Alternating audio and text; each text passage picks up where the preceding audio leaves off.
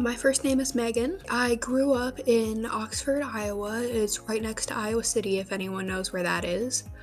And I currently live in Iowa City, Iowa.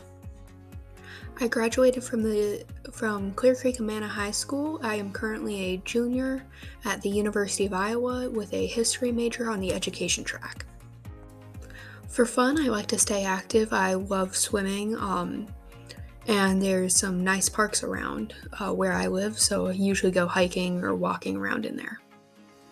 I love tutoring and helping students find their aha moment where everything just connects and where they can really feel like they understand what's going on and feel more comfortable in the classroom.